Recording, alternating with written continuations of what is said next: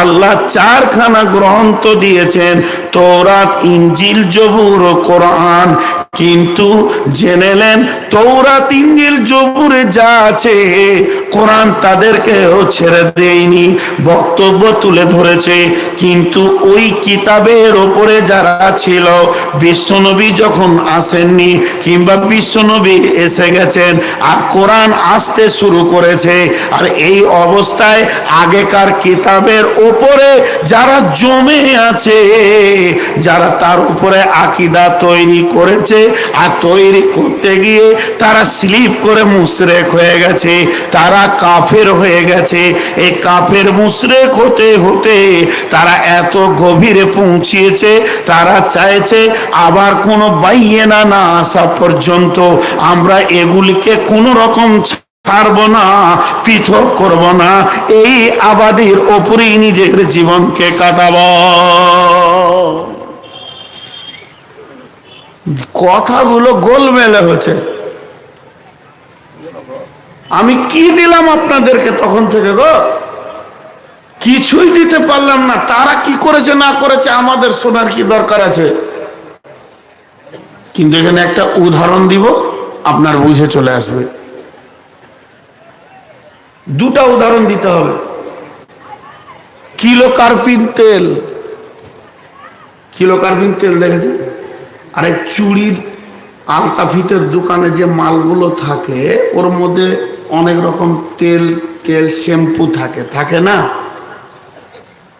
তো আমি একটা তেলের নাম বললাম, নবরত্ন তেল, 100 গ্রামের বোতল, লেখা আছে প্রিন্টে 68 টাকা 50 পয়সা।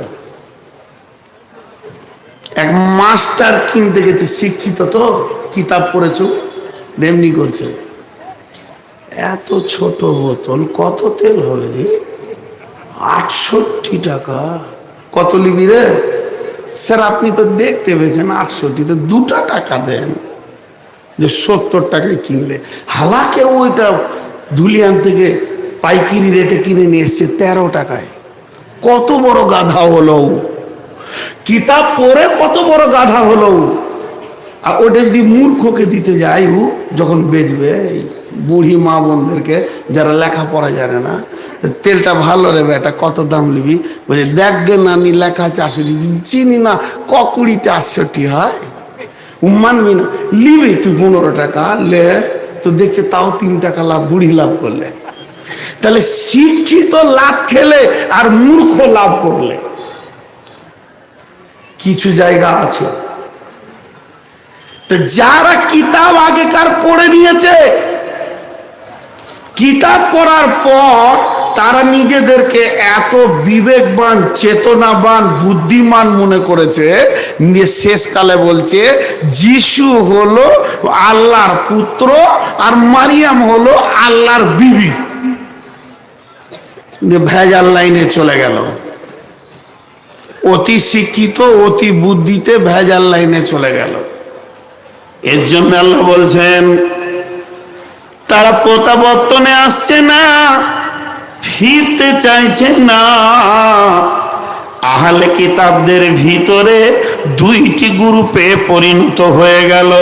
কাফেরের ভিতরেও 2টা গ্রুপ হলো, মুশরিকের ভিতরেও 2টা গ্রুপ হলো। এদের ভিতরে যাদের চেতনতা নেওয়ার ক্ষমতা আছে, পরিবর্তন নেওয়ার ক্ষমতা আছে, তারা যখন পেয়ে গেল কোরআনকে, তখন ওগুলিকে তারা ছাড়তে শুরু করে দিল। আহলে কিতাবের ভিতরে কে ছিল না? আল্লাহ তাবারাক ওয়া তাআলা কোরআনের ভিতরে বলছেন, সূরা বাকারায় বলছেন, বিসমিল্লাহির রহমানির রহিম, ওয়া ইযা কিলা লাহুম আমিনু কামা আমানান নাসু ক্বালু আনুমিনু কামা আমানাস সুফাহাউ আলা ইন্নাহুম হুমুস সুফাহাউ ওয়ালাকিন লা ইয়ালামুন। দেখেন আল্লাহ তাবারাক ওয়া তাআলা বলছেন,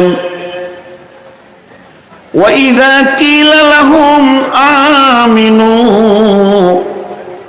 তাদেরকে যখন বলা হলো তোমরা ঈমান আনো, তারা বলল কামা আমানান নাস, যেমন লোকেরা ঈমান এনেছে ওই রকম ঈমান তোমরা নিয়ে এসো।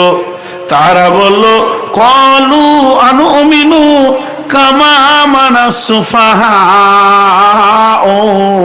ওই বোকাদের মতো নির্বোধ গাধাদের মতো আমরা ঈমান আনব না। আল্লাহ বলছেন আলা ইন্নাহুম হুমুস সুফাহাউ ওয়ালাকিন লা ইয়ালামুন, প্রকৃতপক্ষে তারাই হলো নির্বোধ, কিন্তু তারা বুঝতে পারল না।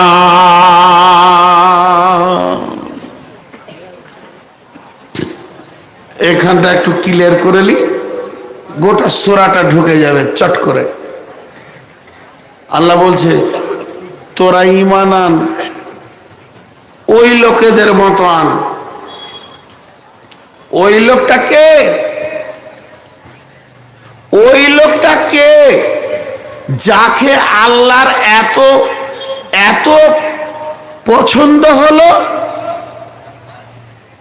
সেই লোকটা কি এমন আমল করেছে যে আল্লাহ বলছে আপনাকে আমাকে বলছে শোন ওর মতো ঈমান আন? তো ওইটা কে? এই কথাটা খেয়াল করেন। একই ঘরে দুই ভাই বাস করে, এরও একটা বেটা এরও একটা বেটা। এরটার বয়স হলো 18-20 আর এরটা বয়স হলো 15-16। তাকে সন্ধ্যার সময় পড়াতে বসিয়েছে। ভাতিজার রেজাল্ট খুব ভালো, মাধ্যমিকে স্কলারশিপ, এইচএসে স্কলারশিপ, বিএসসি চান্স পেয়েছে, পড়ছে। তখন নিজের ছেলেকে বলছে পড়। ওর ছেলের নাম হচ্ছে রিজাউল, ভাতিজার নাম বলছে কবিরুল। রিজাউল বলছে রিজাউল রে পড়াশোনা কর, কবিরুলের মতো করে পড়। তো ওর বাপ কার মতো চাইছে? ওর বাপ চাইছে কবিরুলের মতো রেজাল্ট চাইছে ছেলের কাছে। তখন বলছে দেখতে পেয়েছিস না একটা ঘরে ছেলে খাওয়া দাওয়া ছেড়ে দিয়ে দিন রাত পড়ছে, তো ওর মতো করে তুই পড়, ওর মতো রেজাল্ট আন। তাহলে আমার আল্লাহ আপনাকে আমাকে ভবানীপুরের জালসার ময়দানে বলছে তোরা ঈমান আন, ওই লোকেদের মতো ঈমান আন। সেই লোকটা কে? সেই লোকটা হলো সাহাবা রাদিয়াল্লাহু আজমাইন। সেই লোকটাকে যাদেরকে টাইটেল দেওয়া হয়েছে রাদিয়াল্লাহু আনহু, এই লোকগুলির দিকে আল্লাহ আঙ্গুল তুলে ওই সাহাবীদের দিকে আল্লাহ ইশারা করে, ওই সাহাবীদের দিকে আল্লাহ আমাদেরকে দেখিয়ে ইশারা করে বলছে কামা আমানান নাস, এই লোকেদের মতো তোমরা ঈমান আনো। তখন ওই কাফেরেরা উত্তরে আল্লাহকে বলেছিল ক্বালু আনুমিনু কামা আমানাস সুফাহা, ওরা বোকা বলি ঈমান এনেছে, আমরা ঈমান আনব না। ওরা হলো নির্বোধ, ওদের কোনো জ্ঞান নাই, ওরা সবকে ছেড়ে দিচ্ছে আর এই রাস্তায় চলে যেছে, এরকমটা আমরা ঈমান আনতে চাইছি না।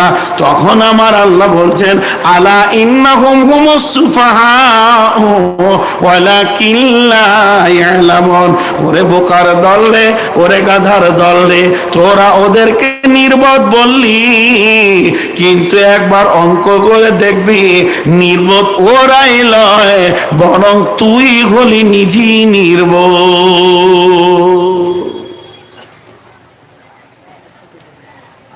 তিনজন মৌলভী সাহেব বিহারে ঝাড়খণ্ডে জালসা করতে গিয়েছে, যে রাঁচির পাশ দিয়ে ওদের গাড়িটা পার হচ্ছে বুলেটে। তো একজন মৌলানা বলছে পাগলাখানাটা দেখবি একবার, চো দেখেলি। তো পাগলাখানায়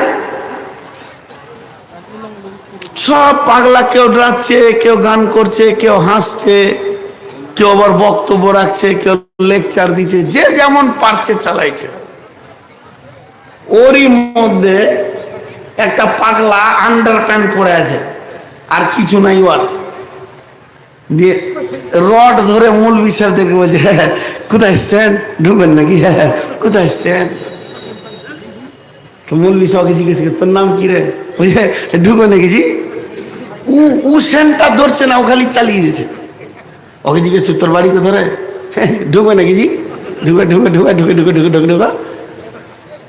তখন আর একজন মৌলভী সাহেব বলছে, পাগলা তুই যে আমাদের কথাটা কমসে কম শোন, তুই পাগলা শুনবে কেন? এরই ভিতর আর একটা পাগলা দৌড়ে এসে বলছে, ওর গালে একটা ফাড়াত করে চড়িয়ে দিয়ে বলছে, মৌলবীদের সামনে শুধু আন্ডার প্যান্ট পরে থাকতে হয়, ওর নিজের লুঙ্গিটা খুলে ওকে বেঁধে দিলে, আর গোটাটা খুলে নিলে। একে হুঁশি হলো না যে আমার হালাত কোথায় গেল একজনকে জ্ঞান দিতে গিয়ে। তা আল্লাহ যখন ইমানের জন্য দাওয়াত দিলেন, ডাকলেন, ওই বেঈমান মুশরিকেরা অতি কিতাব পড়ার কারণে তাদের দুটি বিভাজন হয়ে গেল।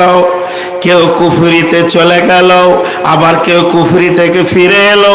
কেউ মুশরিকিতে ডুবে গেল সমুদ্রে, আবার কেউ মুশরিকের পানি থেকে উঠে আসলো। কেউ কেউ কিতাব গ্রহণ করলো, কেউ কেউ গ্রহণ করলো না। আল্লাহ তাবারাক ওয়া তাআলা বলছেন, তারাই তো বলেছিল যারা গ্রহণ করেনি, আন উমিনু কামা আমানা সুফাহা, এই বোকাদের মতো করে আমরা ঈমান আনব না। আমরা হলাম চালাক, আমরা অনেক বুঝি, আমরা নবী মেনেছি। আমাদের নবী হচ্ছে আল্লাহ, ঈসা আমাদের নবী হচ্ছে উযাইর, আমাদের নবী হচ্ছে মূসা, সেও আল্লাহ। আবার মারিয়াম তাদের মা, এও হলো আল্লাহ। আবার মারিয়াম হলো আল্লাহর বিবি, আল্লাহর পুত্র হলো মাসি। নানা রকম গোলতাল পাকিয়ে দিয়ে কেউ বলেছে মাসিহ ইবনুল্লাহ, কেউ বলেছে উযাইর ইবনুল্লাহ। আমাদের উযাইর হলো আল্লাহর বেটা, কেউ বলেছে ঈসা হলো আল্লাহর বেটা। আবার কেউ বলেছে যে ওরে এগুলি তো কিছুই নয়, মূর্তি তৈরি কর, আর টাডাং টাডাং টাডাং টাডাং টাডাং টাডাং টাডাং টাডাং করে দুনিয়া করেলে, এগুলি হলো আল্লাহ। এই যে বিভাজন শুরু হলো, কেউ নিতে চাইছে না, এই লোডটা গ্রহণ করতে চাইছে না। কিন্তু যারা করবে তাদের মূল্যটা কি হবে, এরপরে আল্লাহ বলছেন।